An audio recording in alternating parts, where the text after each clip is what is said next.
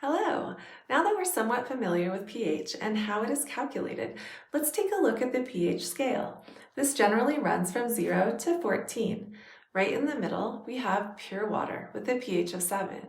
This is a neutral pH. Everything below 7 is considered acidic, and everything above 7 is considered to be basic.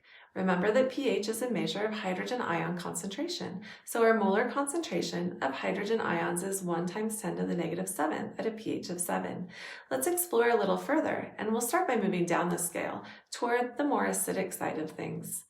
Let's step down from 7 to 6. Our pH has gone down a whole number. What has happened to our hydrogen ion concentration? Has it gone up or down? Well, it's gone up. We've gone from 1 times 10 to the negative 7th hydrogen ions in solution to 1 times 10 to the negative 6th. So there are 10 times more hydrogen ions at pH 6 than 7. And that's going to be true for the whole scale. Every time we move one number, we've changed the hydrogen ion concentration by tenfold.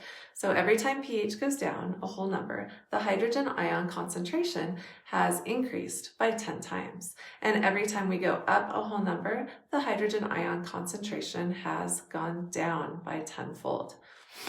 So this is an inverse relationship. The higher the pH, the lower the concentration of hydrogen ions. And by the way, the higher the concentration of hydroxide ions. And the lower the pH, the higher the concentration of hydrogen ions, and the lower the concentration of hydroxide ions. Remember, that relates to the dissociation of water. Okay, back to pH of 6. Urine is usually about 6 on the pH scale. Human saliva is about 6.4 and rainwater is about 6.5.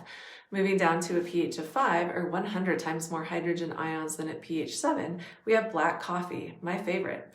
Around a pH of 4, we have 1,000 times more hydrogen ions than at neutral pH. Wine and beer are in this range. Around a pH of 3, we have things like soda and apples. Around a pH of 2, and we're getting really acidic now, we have lemon juice. And down to a pH of 1, we have battery acid, and we're definitely in the danger zone now. This can break down a lot of things, so you don't want to touch it with your bare hands. And at a pH of 0, we have pure hydrochloric acid. Now let's go back to neutral pH and start moving up towards the basic side of things. And remember, these have lower concentrations of hydrogen ions. At pH 8, we have seawater and eggs. The Great Salt Lake is just a little above this as well. Around a pH of 9, so 100 times fewer hydrogen ions than in neutral pH, we have baking soda. Around a pH of 10, borax, which is often used as a laundry detergent.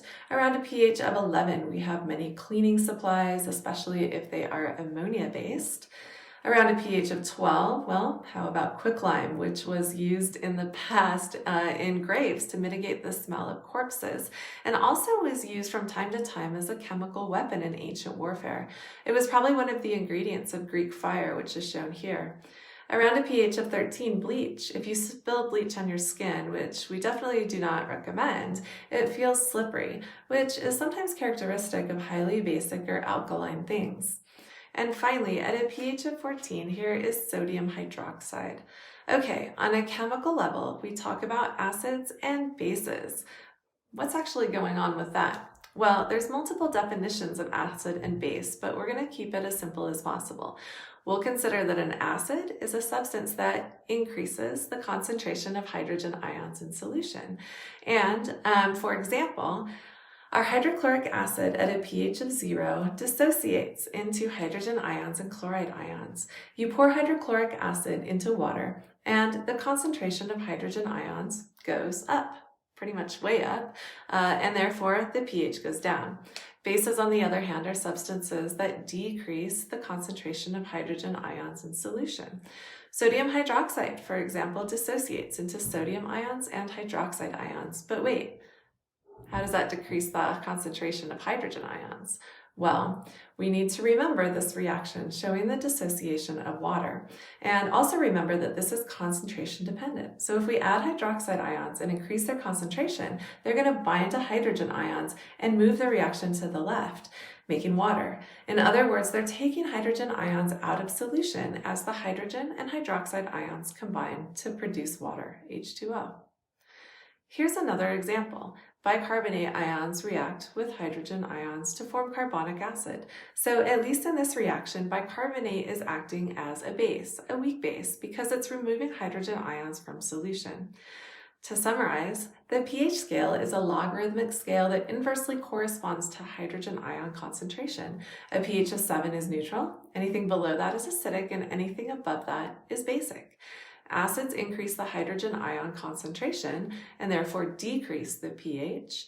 And on the other hand, bases decrease the hydrogen ion concentration, increasing the pH.